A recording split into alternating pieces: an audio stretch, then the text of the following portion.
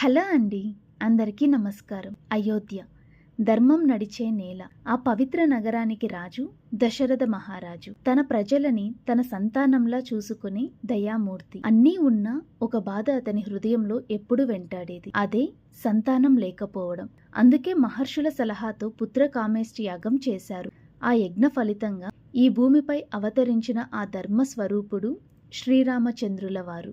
రామయ్యకి చిన్నప్పటి నుంచే వినయం, శౌర్యం, ధైర్యం కలవు. ఒకరోజు మహర్షి విశ్వామిత్రుడు వచ్చి రామలక్ష్మణులను యజ్ఞ రక్షణ కోసం అడవులకు తీసుకొని వెళ్లారు.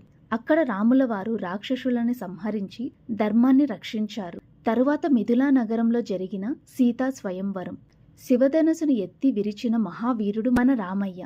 అలా కలిసిన పవిత్ర జంట మన సీతారాముల వారండి. అయోధ్యకు తిరిగి వచ్చిన తరువాత రాముని పట్టాభిషేకం జరగాల్సిన సమయం అది. కానీ విధి వేరేలా తీర్చిదిద్దింది.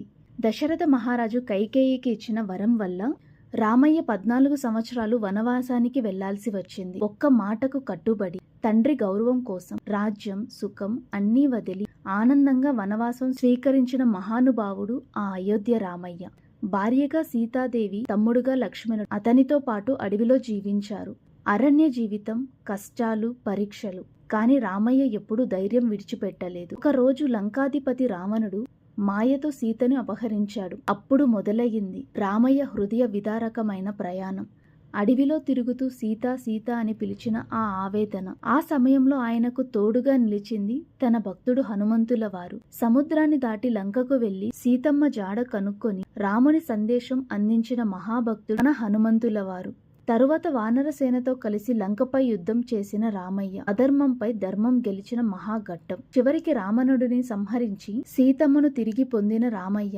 వనవాసం పూర్తి చేసి అయోధ్యకు తిరిగి వచ్చి పట్టాభిషేకం పొందిన ధర్మరాజు. రామయ్య దేవుడే అయినా మనిషిలా జీవించి మనకు ఎలా జీవించాలో చూపించాడు. ధర్మం కోసం, మాట కోసం, ప్రేమ కోసం త్యాగం చేసిన ఆదర్శ పురుషుడు. రాముడు పేరు ఒక్కసారి జపించిన మన జీవితంలో శాంతి, ధైర్యం వస్తాయి. అలాంటి దేవుడికి, రారాజుకి తన రాజ్యంలో ఒక గుడి పునర్నిర్మించడానికి మనకు 500 సంవత్సరాలు పట్టిందండి.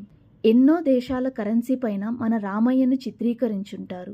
ఎన్నో దేశాల కొండలపై మన రామాయణంలోని సన్నివేశాలు చెక్కి ఉంటారు. కానీ మన దౌర్భాగ్యం, మన దేవుడి గుడి మనకు తిరిగి కట్టుకోవడానికి 500 ఏళ్లు పట్టింది. ఈ రోజు అయోధ్యలోని ఆలయంలో అంత అంగరంగ వైభవంగా పూజలు జరుగుతున్నాయంటే దాని వెనుక ఎందరితో ప్రాణత్యాగం ఉంది. ఎన్నో పోరాటాలు ఉన్నాయి. మళ్ళీ రామ ఆలయం నిర్మించే వరకు చెప్పులు వేసుకోము అని అన్నవాళ్ళు, ఆచరించిన వాళ్ళు కూడా ఉన్నారు. ఎందరో ఆశల ప్రతిరూపం ఈ రోజు అయోధ్యలో పునర్నిర్మించుకున్న 5 ఏళ్ల బాల రామయ్య ఆలయం. మన రామయ్య మానవ రూపం ఎత్తినందుకు పడరాని కష్టాలు పడ్డారండి. బుద్ధిలో గుణవంతుడు, రాజ్యంకి రారాజు, యుద్ధంలో యోధుడు. రేపు పట్టాభిషేకం అంటే తండ్రి మాటకై మారు మాట్లాడకుండా వనవాసానికి సాగాడు. ఇది ఈ తరం మానవులకి సాధ్యమా? రామయ్య అంటే చాలా మంది వ్యతిరేకంగా మాట్లాడుతారు. నిజమే.